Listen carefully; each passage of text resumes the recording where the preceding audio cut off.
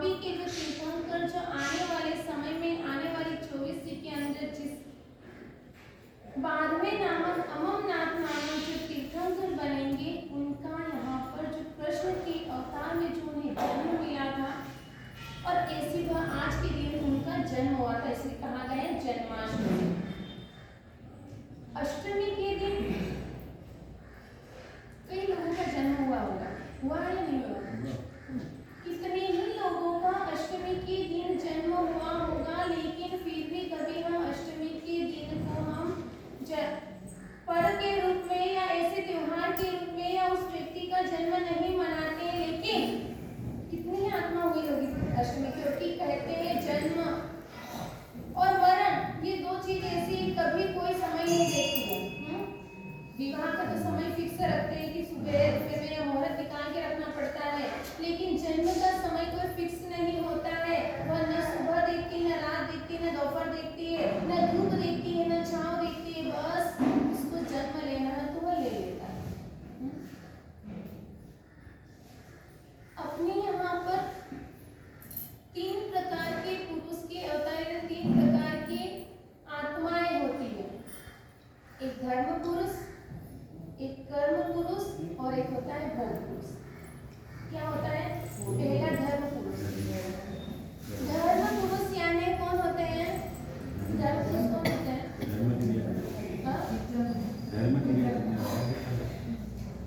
धर्म पुरुष तीर्थंकर प्रभु होते हैं जो धर्म में हमेशा रत रहते हैं।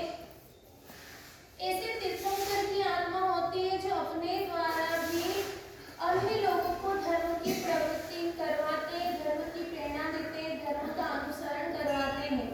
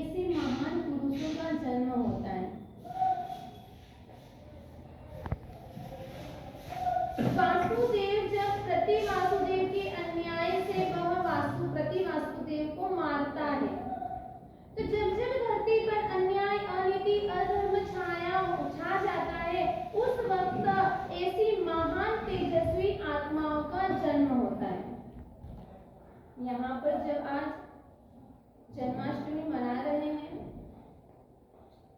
कृष्ण का जन्म हुआ, तो बात यही बता रहे हैं कि जब कंस का और जरासंध का अन्याय बहुत छा गया, प्रजा को पीड़ित करते, उन्हें कष्ट देते थे, घोर हिंसा छा गई थी, और उस हिंसा को मिटाने के लिए, उस हिंसा को दूर करने के लिए ऐसे इस कृष्ण के जीव ने जन्म लिया। क्या किया है? उस कृष्ण के जीव ने जन्म लिया, उस अन्याय को दूर करने के लिए, जो एक अत्याचार वो कर रहे थे, उस अत्याचारों से लोगों को दूर करने के लिए, उस पीड़ा को मिटाने के लिए ऐसे कृष्ण जैसी आत्मा का अवतार हुआ। कृष्ण का जन्म कहाँ हुआ था? कहाँ हुआ था? कारागृह में, जेल। अपना जन्म कहाँ होता है?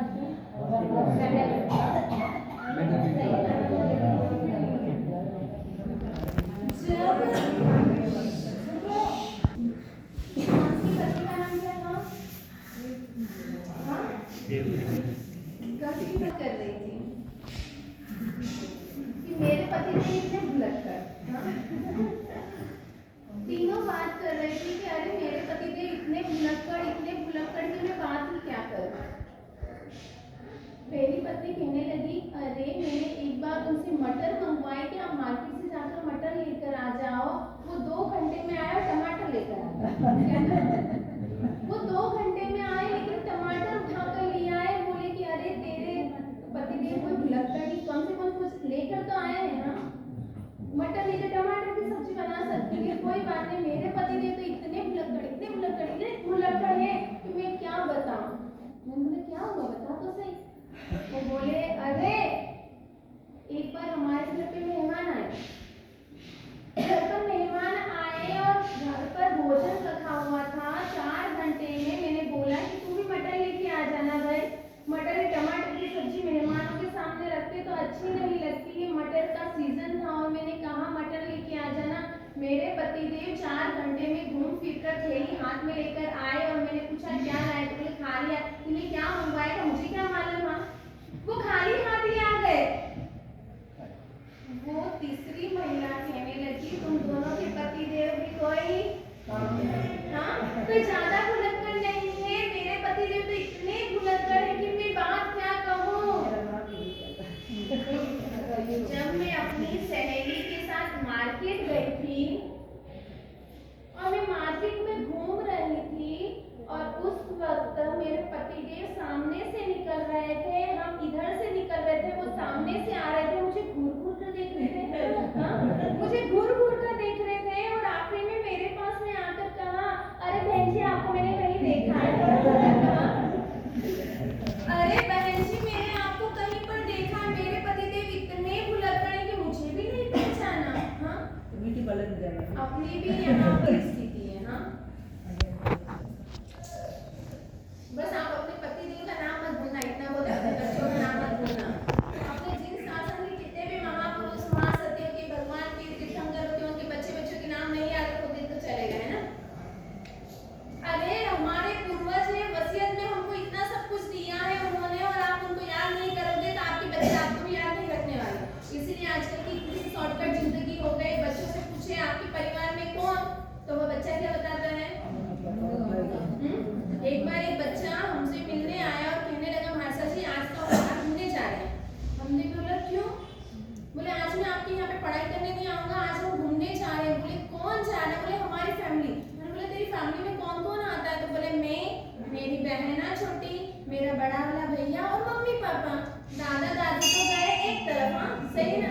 आजकल दादा दादी अपनी फैमिली में आते ही नहीं है, और दादा दादी है जो बोलते मेरे पोता और मेरी पोती, उनको उनके बिना अच्छा नहीं लगता है। अरे कोई भी आपका नहीं है, ये जो हमारे जो वसीयत में जो हमको इतना सब कुछ दे कर गए हैं कि तुम उनका नाम लो, उनका याद रहेगा तो आपका जिंदगी और आपका जीवन सफल हो जाएगा। यहाँ पर कंस की पत्नी कौन है इतना भी नहीं मालूम अपने को। जीवयसा, जब जीवयसा कंस इतना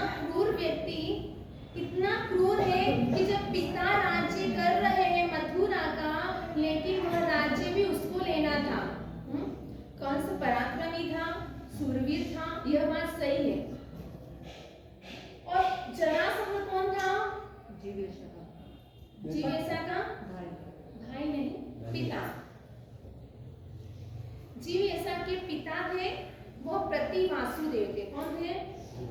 प्रतिवासुदेव जरासंध थे। जरासंध ने कंस की इस शूरवीरता पराक्रम को सुनकर वह खुश हो गए और कंस के साथ में अपनी बच्ची का विवाह जीवयसा का कर दिया।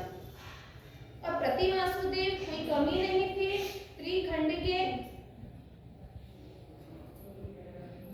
राजा थे। वह शादी के बाद में अपने दामाद से पूछा, मांग तुझे क्या चाहिए, मैं तुझ पर खुश हूँ।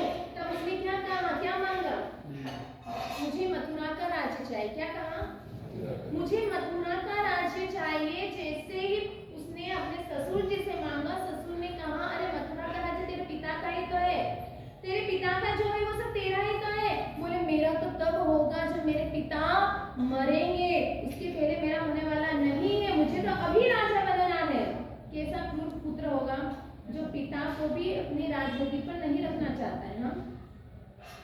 और जैसे यह कहा वो कंस क्रोधी हो गया, गुस्सा हो गया। दामाद का गुस्सा होना अच्छा नहीं लगा जरासंध को, और जरासंध ने घोषणा करवा दी और जो वहां के राजा थे, जो कंस के पिता थे, उन्हें पिंजरे में डलवा दिया और चौराहे पर रख दिया। सब लोग आ जाकर वो देखते थे कि ओहो कैसा कंस बेटा निकला जिसने अपने पिता को पिंजरे में पूर दिया है, पिंजरे में रख दिया है। अब लोग जा जाके इधर उधर देखते हैं, तब पुत्र की निंदा करते हैं। कंस का जो छोटा भाई था, जिसका नाम क्या था? अहिमुत्ता। हाँ? नहीं था, मैं बता रही हूँ आज। हाँ, अगली जन्माष्टमी में पूछूंगी मैं वापस आकर। हाँ, टीवी में नहीं बताया।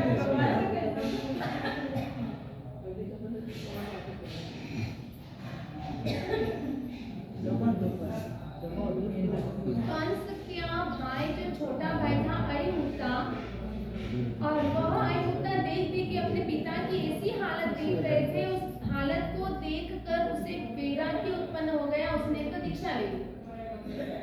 पिता की ऐसी हालत हो रही है लेकिन उसे दया बिल्कुल नहीं आती। और ऐसे ही जीवयसा जब अपनी देवकी ननद अपनी देवकी का जब चोटी गूंथ रही थी, उस वक्त नगर में कितने ही वर्षों के बाद में घूमने के बाद में जो साधु जीवन का अंगीकार कर लिया है, कितने ही वर्षों के बाद घूम फिर कर वापस मथुरा नगरी में आने का हुआ अहिमुत्ता मुनि को। जैसे ही वह गुजर रहे थे, जीवयसा चोटी गूंथ रही थी देवकी की, और उस वक्त जीवयसा को भी बहुत अभिमान था, बहुत घमंड था, गर्व था, मेरे पतिदेव ऐसे हैं।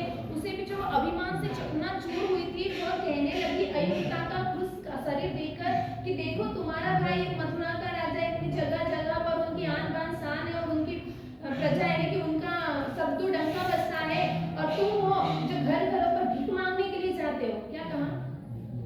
तुम हो जो ऐसे घर घरों पे भीख मांगते हो, तुम्हारे भाई की इज्जत घटती है। देखो तुम्हारा शरीर, तुम्हारा जो बल था वो कहाँ गया?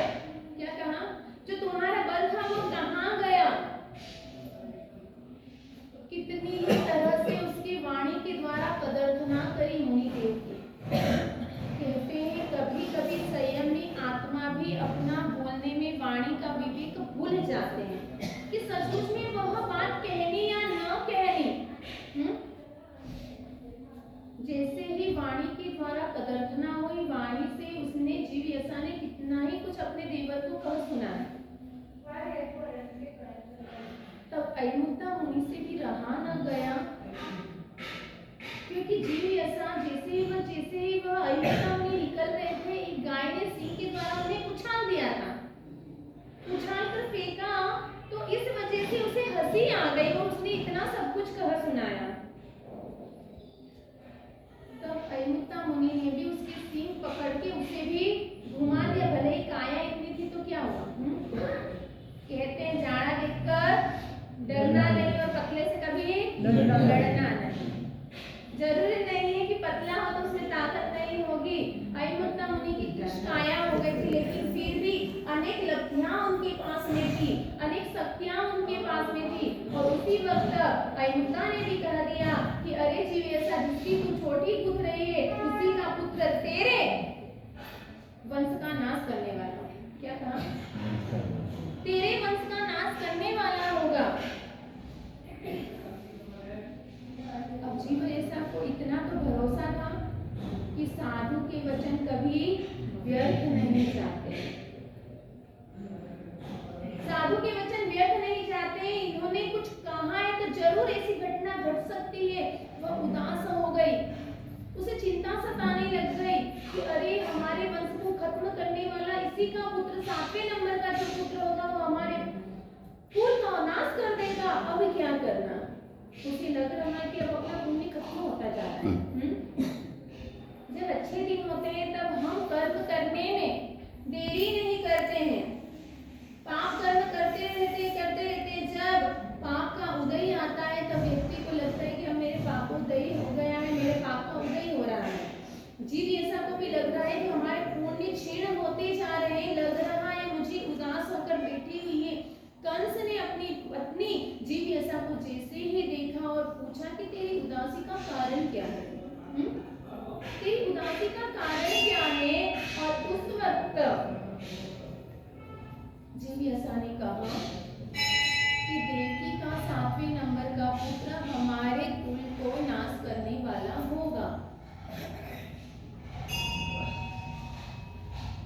कंस को भी चिंता होने लगी। साधु बन चुका है मेरा भाई, इतनी आराधना करता है, उसका तप का भी प्रभाव है और यह वाणी सत्य हो सकती है। अब देवकी का जो विवाह था ना, किसके साथ करवाया था? वसुदेव के साथ। वासुदेव के साथ नहीं, वसुदेव के साथ। और वसुदेव का जीव कौन था पूर्व में? वहां पे एक चल जाते आपको भी मालूम पड़ेगा, नंदीसेन मुनि। जो वेयाज नंदीसेन मुनि अपने यहाँ पर 3 हुए, जो वेया बच्ची थे, जो बहुत वेयाज साधु साध्वी थी, हाँ, जिनके पास में रूप नहीं था, मरने की कोशिश कर रहे थे, मरते हुए किसी संत ने बचाया। एकदम शॉर्टकट में ले लेती हूँ, मरते हुए किसी संत ने बचाया, संयम लिया, उसके बाद में खूब अच्छा संयम का पालन कर रहा है। और उस वक्त देवलोक के देवता भी उसकी परीक्षा लेने के लिए आते हैं। कोई देवता व्रत मुनि का रूप लेकर आते हैं, जो एकदम विष्ठा वगैरह गंदे, यानी कि एकदम उनको उठाकर जब वो जाते हैं तब उन्हीं के ऊपर विष्ठा कर देते हैं, लेकिन फिर भी उनको दुर्गंधा नहीं होती है। कि अरे विष्ठा है, ऐसी घृणा हमें नहीं होती है। और उसी वक्त फिर वापस प्रकट होते हैं। तो ऐसी परीक्षा ली थी और आखिरी समय में उन्होंने नियाणा किया था। उनकी इच्छा थी कि मैं भी ऐसी सुख समृद्धि और इतनी पत्नियों का मैं राजा बनूं। क्या कहा था? क्योंकि इस भाव में उसके पास रूप नहीं था तो कोई भी महिला या कोई भी लड़की उससे विवाह करने के लिए तैयार नहीं थी। संयम के बाद में भी उसके मन में वह थी कि नहीं, मेरा आने वाला भाव ऐसा हो कि मैं भी चक्र वासुदेव की समृद्धि मेरे पास में हो, मैं भी ऐसा सुख वैभव को भोगूं। और इसी वजह से उनके वसुदेव के भाव में उनके पास में इतनी पत्नियां थी। भले ही वह वासुदेव नहीं थे, लेकिन इतनी वासुदेव जैसी समृद्धि उसके पास में थी। तो ऐसी वसुदेव के साथ में उनका विवाह किया गया। और एक बार कंस ने अब वह षड्यंत्र रचना कैसे क्या करना, उसकी सगी बहन थी, वह भी देव की बहन होने के कारण अब अपने बहनों से वसुदेव से कहा, एक दिन जुआ खेल रहे थे और जुआ खेलते वक्त तो उन्होंने कहा कि जो हारेगा उसको जो मांगना होगा वो मांगेगा। लेकिन कंस ने पहले ही कह दिया कि अगर मैं जीता तो मेरी इस देवकी की सारी डिलीवरी यानी कि कहाँ पर होगी? मेरे यहाँ पर होगी। पहले से ये बात कह दी। उस वक्त मालूम नहीं था कि ऐसा कुछ हो जाएगा। और फिर उसके बाद में तो आपको घटना सब मालूम ही है कि देवकी के जितने पुत्र होते थे वो क्या होते थे? फिर देव बचा रहे थे। देव कैसे बचाते थे? देवकी के जितने 7 पुत्र, 7वें नंबर का प्रश्न था, उसके पहले 6 पुत्रों का जन्म हुआ। वो जन्म कैसे हुआ? देवलोक के देवता जैसे ही जन्म होता, दूसरे नगर में जहाँ पर किसी के यहाँ पर मरी हुई पुत्रियों का जन्म होता था, वो वहां से यहाँ पर लेके आ जाते और उनके पुत्र को उनके यहाँ पर परिवर्तन कर देते थे, परिवर्तित कर देते थे। देवता मालूम पड़ता है कि हाँ देवकी ने जन्म दिया है, मालूम पड़ता है कि ये तो लड़की हुई है, मरी हुई लड़की हुई है, लेकिन फिर भी वह शिला के ऊपर मरी हुई बच्ची को भी शिला पर खोपड़ी से पटक पटक कर उसको मार देता है। और जो इधर देवकी को जो पुत्र का जन्म हुआ ना, 1 2 3 4 5 और 6 ही जो पुत्र थे वह सब क्या थे? एकावतारी थे। कौन थे? एकावतारी ही थे, 6 ही पुत्र। अब वह तो मर नहीं सकते हैं, एकावतारी यानी उसी भव में वह मोक्ष जाने वाले, उसको कहते हैं चरम शरीर भी कहो कि आखिरी ये शरीर मिला है उनको, औदारिक शरीर। अब औदारिक शरीर वह नहीं लेंगे, अब यहाँ से वो डायरेक्ट मोक्ष में ही जाएंगे। तो ऐसे 6 ही पुत्रों को उन्होंने जन्म दिया, तो 6 ही पुत्र एकावतारी थे, मोक्ष में जाने वाली आत्मा थी, तो उसको तो कंस कैसे मार सकता है? और उसी वक्त देवलोक के देवताओं ने सहाय करी, सारे पुत्रों को वहां पर किसी श्रेष्ठी के यहाँ पर जन्म हुआ, उनका वहां पर उसका पालन पोषण हो रहा है। लेकिन 6 ही पुत्र कैसे थे? एक जैसा रूप, कैसा था? अपने यहाँ 2 भाई बहनों को एक जैसा देखते थे ना, दोनों बहनों को ट्विंस में, तो अपने को आश्चर्य होता है। लेकिन देवकी के 6 ही पुत्र एक जैसे थे।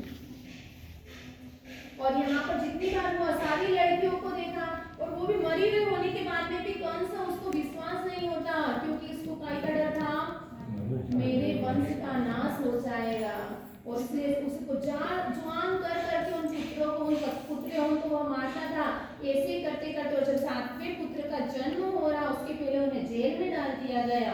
अब कारागृह में है, पति और पत्नी दोनों है, देवकी और वसुदेव। कहाँ राजाओं की लड़कियां, और एक जुए के कारण वह नियम भी दे दिया, वो उसकी बातों को स्वीकार भी कर लिया, और ऐसे कारागृह में उनको रहना पड़ रहा है। और ऐसे कारागृह में मध्य रात्रि के समय में ही, क्योंकि कहते हैं महापुरुषों का जन्म मध्य रात्रि में ही होता है। हाँ, किसी का भी अपन सुनो कीर्तन कर प्रभु का, तो अपन क्या बोलते हैं? इस ऋतु में, इस समय में, मध्य रात्रि के समय ऐसा पुत्र रत्न को जन्म दिया है। ऐसे महापुरुषों का जन्म रात्रि के समय होता है, और रात्रि के अंदर ऐसे कृष्ण का जन्म हुआ है। अब उस वक्त ऐसी महान आत्मा जो क्या होने वाली है? वासुदेव। वासुदेव को मार देंगे तो कहानी कहाँ से बनेगी? हर अवसर और अवसर काल में 24 तीर्थंकर, 12 चक्रवर्ती, 9 वासुदेव, 9 प्रति वासुदेव, 9 बलदेव, यह होते ही यही 63 सलाह का पुरुष है। अभी कृष्ण का जीव तो वासुदेव है, कंस को कैसे मारेगा? तो उसको बचाया कैसे जाना चाहिए? उसने मध्य रात्रि के समय जो घोर अंधकार था, वहां पर जो बेड़िया बंधी हुई थी वसुदेव के हाथों में, तो ऐसे वसुदेव की बेड़िया भी सारी टूट गई। इससे महान पुरुषों का प्रभाव और प्रताप होता है, ऐसा चमत्कार होता है कि जिसके कारण सारी बेड़ियां टूट गई। एक टोकरी के अंदर ऐसे उस बच्चे को रखकर जो सिपाही आजू बाजू घूम रहे हैं, उन्हें कुछ भी नहीं दिख रहा है, जेल के ताले टूट गए हैं, और ऐसे हाथ में माथे पे रखकर वह वसुदेव अपने पुत्र को लेकर जा रहा है। बीच में नदी आई, नदी भी ऐसी पूर जा रही थी, नदी भी 2 भागों में बट गई, और वहां पर जाते जाते ब्रजपुर, जहाँ पे गोकुल, जहाँ पे यशोदा रहती थी, और ऐसी यशोदा के यहाँ पे जो कौन थी? देवकी थी। कौन थी? देवकी की सहेली थी, सखी थी। और उस वक्त वह वहां पर अपने पुत्र को देखकर आया, और उसकी जो पुत्री थी ना, वह जो मरा हुआ पुत्र जो जन्म हुआ था उनका, उसको लेकर वो यहाँ पर आ गया। मध्य रात्रि के अंदर भी देखो कितना बड़ा चमत्कार हो गया। मित्रता भी ऐसी होनी चाहिए। तो आजकल की मित्रता कैसी होती है? किसी ने कहा है आज की मित्रता कागज का फूल है, देखने में सुंदर, अंदर से धूल है। आज की मित्रता, अगर हमारे यहाँ पर कोई तकलीफ आ गई, हम संकट में है, कोई परेशानी में है, तो वह दूर हो जाते हैं। कहते हैं मित्र वही होता है जो सुख में आपके पीछे और दुख में आपके आगे हो, वही मित्र कहलाता है। नहीं तो मित्रता रखने की कोई जरूरत नहीं है। कृष्ण महाराज का जो मित्र था, कौन था? सुदामा। पूरी दुनिया उसे याद करती है कि सुदामा कैसी थी, दोनों के अंदर मित्रता कैसी थी। हाँ,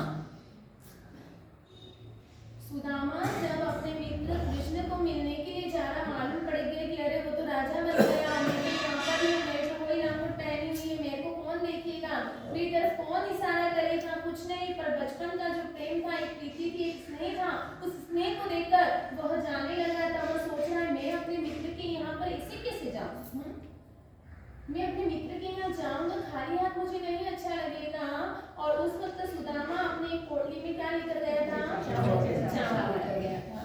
चावल की पोटली बनाकर वो जा रहा था, जैसे ही मालूम पड़ा सिपाही उसे रोकने लगा कि अरे ये ऐसा, अब राजाओं के घर तो कौन आएंगे, सेठ साहूकार मंत्री वगैरह ऐसे लोग आएंगे, अप टू डेट लोग आएंगे, और वहाँ पर ऐसे भिखारी जैसा कोई व्यक्ति पहुंच जाए तो शांति नहीं देंगे। और जैसे सुदामा राज दरबार के वहाँ दरवाजे के वहाँ खड़ा है, सारे सैनिक उन्हें मना कर रहे हैं। उस वक्त सुदामा कह रहा है नहीं मुझे कृष्ण से मिलना है, मेरे कृष्णा से मुझे मिलना है। तब जैसे ही वो बोले मेरा मित्र है, मेरा भाई, लेकिन जैसे ही आवाज वो मित्र जो सिपाही है वो मना कर रहे हैं, कृष्ण को मालूम पड़ा और तुरंत कृष्ण क्या कर रहा था, भागते हुए आया और अपने सुदामा मित्र को गले लग गया।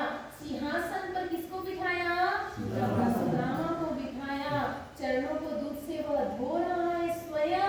जो 3 खंड का अधिपति वासुदेव है वह भी अपने मित्र को सिंहासन पर बिठाकर और वह नीचे बैठकर दूध से उसके पैरों का प्रक्षालन कर रहा है। ऐसी होनी चाहिए मित्रता, जो अपने मित्र के सुख में सुखी और दुख में दुखी हो जाए।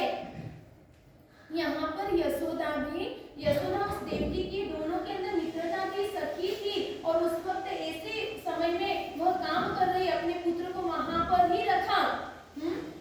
और यशोदा भी क्या कर रही थी, अपने पुत्र की तरह ही कृष्ण का लालन पालन कर रही। इधर जैसे सुबह हुई, मालूम पड़ा कृष्ण को और 7वां पुत्र हो गया है, तुरंत क्या किया, आकर उसे भी मारा। और वो क्या हो रहा है, खुश हो रहा है। क्या खुश हो रहा है, मैंने देवकी के 7वें पुत्र को मार दिया है ना? देवकी के 7वें पुत्र को मार दिया, मेरे वंश को खत्म करने वाला कोई भी नहीं बचा है, मैंने इसके वंश को खत्म कर दिया है ना? इधर यशोदा का लाल, इसलिए तो कहते हैं देवकी करते किसको याद करते हैं हम, यशोदा को। और ऐसा जो कृष्ण लाला जो था उसकी हरकतें कैसी होती थी, कितना नटखट था। अगर नटखट बालकों में लिया जाए तो कृष्ण को ही लिया जाता है। और मर्यादा पुरुषोत्तम में अगर देखा जाए तो ऐसा राम की आकृति हमारी आंखों के सामने झलक उठती है। यहाँ पर वह जगह जगह जाकर किसी को परेशान करते थे। अपनी माता जो उनका गोकुल बहुत गायों का था, बहुत वहाँ पर माखन बनाती तो वह चोर चोर कर माखन खा जाते थे। इसलिए कृष्ण को क्या कहा गया है, माखन चोर। उन्हें क्या कहा गया है, मुरलीधर भी कहा गया है, माखन चोर भी कहा गया है। सुदर्शन चक्र उनके हाथ में, ये क्या बोलते होंगे, क्या बोलते हैं, क्योंकि वासुदेव थे और उनके हाथ में सुदर्शन चक्र जो था, इसलिए उनको उस उपमा से भी अलंकृत करते हैं। और साथ में मुरलीधर भी थे, चक्रधारी भी थे और माखन चोर भी थे। उसके साथ में उनके अंदर कई गुण भी थे। ऐसे गुण थे जो बचपन में अगर कोई बच्चा होता है और एकदम सीधा सिंपल रहता है, चुपचाप बैठा रहता है तो उसमें इंटरेस्ट नहीं आता है। बच्चे तो वो ही सभी को अच्छे लगते हैं जो नटखट हो, मस्ती करते हो, अच्छी मीठी मीठी आवाज में अपने से बातें करते हो, अपने से प्रेम से हंसी मजाक करते हो। उन्हीं बच्चों को आपको उठाने में, उनके साथ खेलने में, उनसे बातें करने में अपने को मजा आता है। कृष्ण भी ऐसा ही था, केवल वह किसी के एक व्यक्ति का नहीं था, वह लोगों का यानी कि सर्व जनों का प्रिय बन चुका था। और उसके अंदर भी, इसी कृष्ण महाराजा के अंदर भी जो बड़े बचपन में नटखट थे तो बड़े होने के बाद में भी अपने नियमों कायदों में वह रत थे। वह न्यायनिष्ठ राजा भी बने। अपनी प्रजा के पालन में उन्होंने सब कुछ लगा दिया। और कहते हैं गुप्त तरीके से इधर जन्म हुआ, इसीलिए तो बचपन में जब वो खेलते थे उनकी सखियां कौन कौन थी, गोपियां, और उसमें एक कौन थी, राधा। अगर कृष्ण महाराजा का अपन मूर्ति या फोटो देखेंगे तो उनकी पत्नियां उनके साथ में नहीं खड़ी रहेगी, कौन रहेगी, राधा। कृष्ण के साथ में राधा का फोटो होगा। एक बार जब बचपन में खेलते खेलते अपनी माता के पास में आए और माता से एक प्रश्न पूछा, क्या कहा,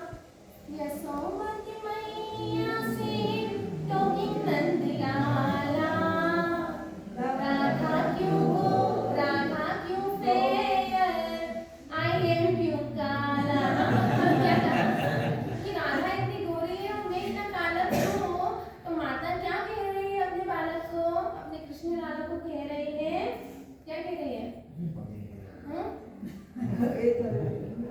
बोली इतराती मैया लिसन मेरे लाला, वो सीटी की आइटम तो विलेज का ग्वाला।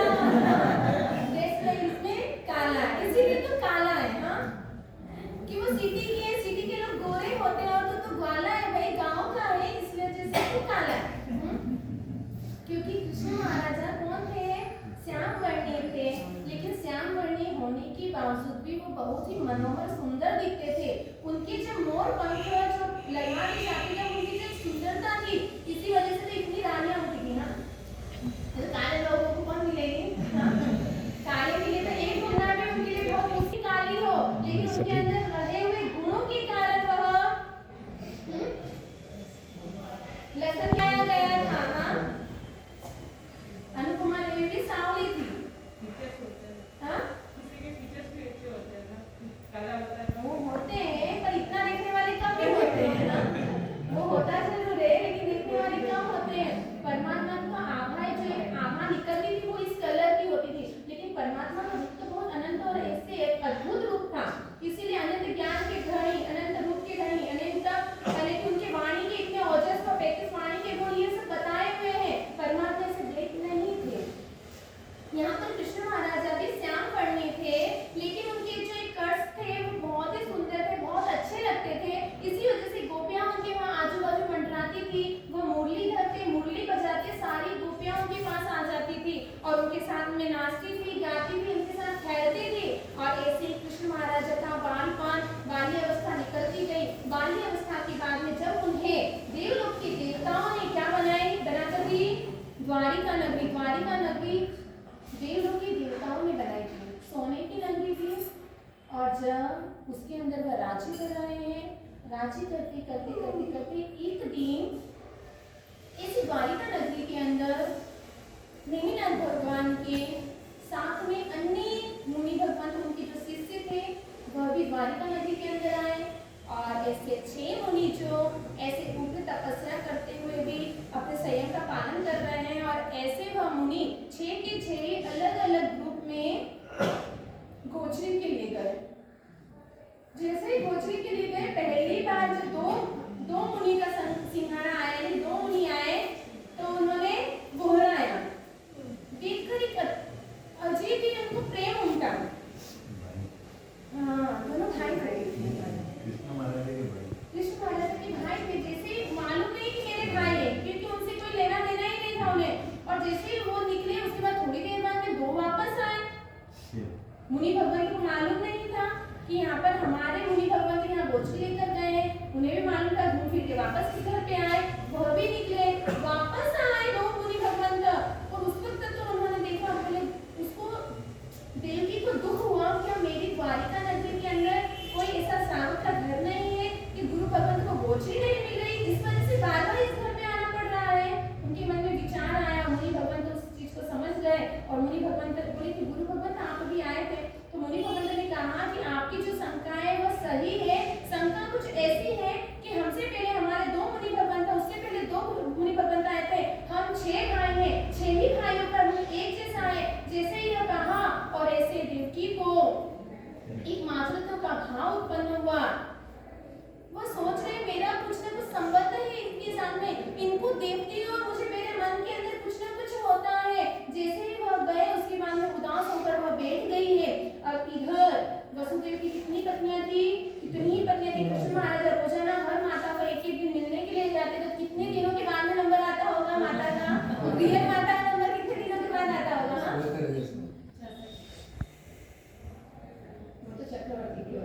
के पास में गए कृष्ण महाराजा। देवकी का मुंह बहुत उदास था। माता से पूछा, माता जी आपकी उदासी का कारण क्या है? अपने बच्चे अपने पास आते हैं, आपसे कभी पूछते हैं माता आप आज उदास क्यों हैं? उन्हें फुर्सत नहीं है। माता से पूछा, वो तो 3 खंड के अधिपति है, फिर भी माता के लिए समय निकाल के जाते हैं और पूछते हैं। तब माता ने कहा मैंने अपने जीवन में कभी भी अपने पुत्र का पालन, क्योंकि 6 ही उसके साथ के साथ जेल में हुए थे उनके, कभी उन्होंने बचपन में उसको लोरी नहीं सुनाई, कि उसको प्रेम नहीं दिया। मेरी बहुत इच्छा है कि मुझे एक छोटे से पुत्र की प्राप्ति हो और उसका मैं बचपन में बाल्य अवस्था में उसका लालन पालन करूं, क्योंकि हर माता के अंदर ख्वाहिशें होती है कि वह भी अपने बच्चों का जन्म दे और उसके बाद में उसका लालन पालन एक अलग ढंग से करे। तब कृष्ण महाराज ने आठम के प्रभाव से देवता प्रकट हुए। देवता ने वरदान दिया माता से। कृष्ण महाराज ने पूछा कि मेरे माता को पुत्र की प्राप्ति हो सकती है? तब देवता ने कहा हो तो सकती है, लेकिन भर जवानी के अंदर ही वह संयम का यानी संसार का त्याग कर लेगा, संयम अंगीकार करेगा। बोले कोई बात नहीं। और ऐसे उसके बाद में जैसे देवकी माता ने गस्सु कुमार को जन्म दिया। अब गस्सु कुमार क्या हुआ है? कृष्ण महाराज की भाई। और गस्सु कुमार का भी माता ने अच्छी तरह से बहुत खुश हुई, आनंदित हुई कि मुझे मेरे पुत्र ने पुत्र की प्राप्ति करवा दी। और यहाँ पर जैसे ही पुत्र जब जवानी होने लगी, जब वह एक उसका रूप खिलने लगा और उस वक्त नेमिनाथ भगवान यहाँ पर आए, नेमिनाथ भगवान की वाणी सुनी। उसी दिन उनका विवाह हुआ था। सोमी नामक ब्राह्मण के यहाँ पर उसकी पुत्री के साथ में गस्सु कुमार का विवाह हुआ है। और इसी दिन नेमिनाथ भगवान की वाणी सुनने गए, वैराग्य वासी हो गए। और वैराग्य वासी होने के बाद में उन्होंने वहीं पर संयम लिया। और इधर से आपको मालूम है गस्सु कुमार का कि वहां पर संस्थान में जाकर दीक्षा लेने के बाद संस्थान में उन्होंने कौशल मुद्रा में खड़े रहे। और ऐसे सौमिल नामक ब्राह्मण ने उनको पाल बांधकर पगड़ी के ऊपर यानी कि कोयले जो अंगारे जल रहे थे शमशान में, किसी की मृत्यु हो गई थी तो वहां जलाया जा रहा था, तो वही अंगारे उनके सिर पर लाकर रखे। और उस वक्त समाधि पूर्वक वह सोच रहे मेरे द्वारा कोई भी अंगारा जब तक मेरे शरीर में शक्ति है मैं अपने शरीर को नहीं गिराऊंगा, एक अंगारा नीचे नहीं गिरना चाहिए। ऐसे भी ऐसे तटस्थ खड़े हुए हैं। और उसी वक्त टूटी जा रही है। और वहीं पर वह क्या सोच रहे हैं मेरे ससुर ने मुझे मोक्ष रूपी पगड़ी पहनाई है, यह भावनाएं उनके अंदर चल रही है। और वहीं पर उनको केवल ज्ञान होकर वहीं पर वह निर्वाण को प्राप्त कर लेते हैं। ऐसे गस्सु कुमार के भाई इस श्री कृष्ण महाराजा, उनका जीवन भी अद्भुत था। वह तो कहते थे जैसे नेमिनाथ भगवान ने पूछा कि भगवान इस नगरी को बनाने वाले देवता ने इस नगरी का नाश कब होगा? तब द्वारिका नगरी का नाश का कारण बताया है कि दारू मदिरा, कि इसके कारण संत आपको अभिशाप देंगे और वह अभिशाप आपको वही संत आपकी नगरी को जलाएंगे। कहाँ है? रचना करने वाला भी देवता और नाश करने वाला भी देवता ही रहेगा। और उस वक्त उसका उपाय पूछा तो आयन भी बताया कि आयन भी का तप करे, समय हो रहा है और यहाँ पर आयन भी का तप चल रहा है। एक दिन कई वर्षों के बाद में एक दिन सभी ने सोचा कि अगर मैं आयन भी न करूं तो क्या होगा।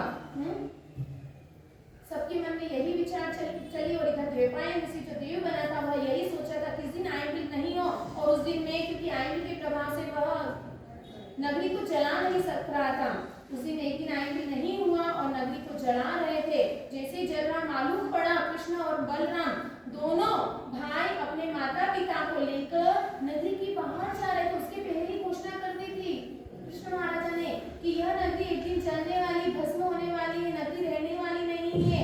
इसलिए जिसकी इच्छा हो वह देवीनाथ प्रभु के पास में जाकर दीक्षा ले ले। आपके माता पिता होंगे, कोई भी होंगे तो उसका पालन पोषण मैं करूंगा कृष्ण महाराजा। और इस वजह से कई नर नारियों ने, खुद की रानियों को भी बोल दिया, खुद की रानियां भी कई रानियों ने दीक्षा ले ली, देवीनाथ प्रभु का शरण स्वीकार लिया। और उसी वक्त जैसे जल रही है दोनों बलराम और कृष्ण अपने माता पिता को लेकर नगरी के बाहर जा रहे हैं। घोड़े वहीं पर अग्नि में जलकर मर रहे हैं। या घोड़ों की जगह दोनों भाई उस रथ को खींच रहे हैं। दोनों भाई घोड़े की जगह लग गए हैं बांध और उसी वक्त रथ को खींच रहे हैं। मेन दरवाजा जो आया नगरी के बाहर जाने का, वहां पर जैसे वह आगे निकले और पीछे से वह दरवाजा उन माता पिता पे गिर गया। दोनों माता पिता भी वहीं पर मर गए। और अब कृष्ण महाराजा और बलराम दोनों बच्चे हैं, दोनों जंगल की ओर निकल गए हैं। जंगल में चलते चलते कृष्ण महाराजा थक चुके हैं और थकान के कारण उन्हें प्यास भी बहुत लग गई है। भाई से कह रहे बलराम भाई बड़ा है, कृष्ण छोटा है। कृष्ण भाई कह रहे हैं कि भैया मुझे बहुत प्यास लग रही। बलराम के अंदर ताकत बहुत रहती है। बलराम कहने लगा कि तुम यहीं पर बैठो, आराम करो, मैं पानी लेकर आता हूँ।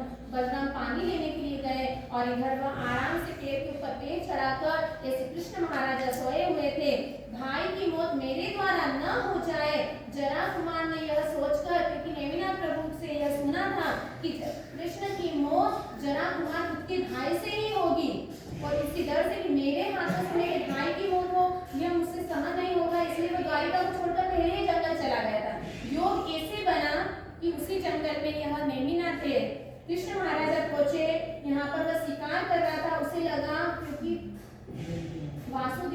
पैरों में जंघा और पद्म होता है, चिन्ह होता है ऐसा। वह चमक रहा था। जनक कुमार दूर से सोच रहा था कोई जानवर होगा, तो उसने तीर लगाया। जैसे ही तीर लगा पैर में, कृष्ण महाराजा की आवाज आई। उसे लगा ये तो किसी इंसान को लग गया। दौड़ कर आया तो खुद के भाई को देखा। उसे लगा कि सचमुच में प्रभु की वाणी सत्य हो गई। मैं जंगल में आ गया, तब भी मैं अपने भाई का कातिल मारने वाला बना हूँ। इसलिए अब मुझे क्या करना चाहिए? उसे बहुत दुख हो रहा है। तो कृष्ण महाराजा कह रहे हैं कि इस जगह पर लगा है तो यानी मेरा बचना मुश्किल, अब मैं नहीं बच पाऊंगा, इसलिए तू यहाँ से रवाना हो जा। अगर बलराम ने तुझे देख लिया है तो वह तुझे जिंदा नहीं छोड़ेगा। और इधर वह वहां से नहीं इच्छा थी, फिर भी जरा कुमार वहां से चले गए। इधर कृष्ण महाराजा की मृत्यु हो गई। बलराम पानी लेकर कुछ समय के बाद में जैसे ही आया, देखो ज्ञानी था वह। बलराम सब कुछ जानते हुए भी वह भाई के प्रेम की वशीभूत होकर वह सब कुछ भान भूल गया। अपने भाई को वो बोल रहा है कि भाई तो उठ, मैं तेरे लिए पानी लेकर आया हूँ, जल्दी उठ जा, तो नाराज ना हो। ऐसे ऐसे वह हरकतें करने लगा। जब नहीं उठा तो बलराम ने क्या किया? अपने कांधे पर कृष्ण को उठाया और जगह जगह पर घूमने लगा। यह हर वासुदेव और बलदेव के अंदर यही स्टोरी आती है। 9 बलदेव होते हैं और 9 वासुदेव होते हैं। सभी के साथ में यही घटना होती है कि जैसे ही वासुदेव की मृत्यु होती है, बलदेव, क्योंकि बलदेव के अंदर बहुत प्रीति होती है, दोनों भाई होते हैं और बहुत प्रीति होती है। एक माता पुत्र के अंदर जो प्रीति नहीं देखने को मिलती है, वह बलदेव और वासुदेव के अंदर देखने को मिलती है। तो यही स्टोरी कि जैसे ही वासुदेव मर जाता है, बलदेव और यकीन नहीं करता कि मेरा भाई मर गया है, मेरा भाई मुझसे रूठ गया है, इसमें लेट हो गया, इसमें से वह बात नहीं कर रहा है, इसलिए वह खाना नहीं खाया मेरे साथ, इसलिए वह खाने पर डालकर वह जगह जगह घूमता। और ऐसे करते करते 6 महीने होते हैं। सभी बलदेव वासुदेव की यही स्टोरी आती है। 6 महीने तक अपने भाई को खाने पर ले लेकर घूमता है। उसके बाद में देवलोक के देवता जो होते हैं वो उन्हें प्रतिबोध देने के लिए आते हैं, और प्रतिबोध देने के बाद में उन्हें सही यकीन आती है, क्योंकि 6 महीने तक वो काया को ले लेकर कंधे पर घूमते हैं, लेकिन उनके शरीर से बदबू नहीं आती। अपन तो आज मरे और कल तक बॉडी रखे तो वहां पर क्या होता है? फिर बदबू आती। 2 दिन से ज्यादा हम बर्फ में भी अगर 2 दिन रखना हो तो बर्फ वगैरह कितना उपाय करना पड़ता है। लेकिन वासुदेव की जो एक काया जो रहती है, उत्तम काया रहती है, जो एक अलग पवित्र रहती है, 6 महीने तक उनकी बॉडी में कोई फर्क चेंजेस दिखता नहीं है उसमें। 6 महीने के बाद में थोड़ा थोड़ा उनके शरीर से कुछ प्रभाव दिखता है कि ऐसी जो मृत शरीर के जो एक प्रभाव रहता है, जो एक कारण रहता है, वह दिखने लगता है। उसके कारण से देवलोक के देवता भी उसको प्रतिबोध करने के लिए आते हैं। प्रतिबोध होकर फिर उसका जो अंतिम क्रिया रहती है, वह अंतिम क्रिया करने के बाद में बलदेव दीक्षा अंगीकार करते हैं। तो यहाँ पर भी कृष्ण महाराजा को जंगल पे वह मर गए, मृत्यु को प्राप्त हो गए।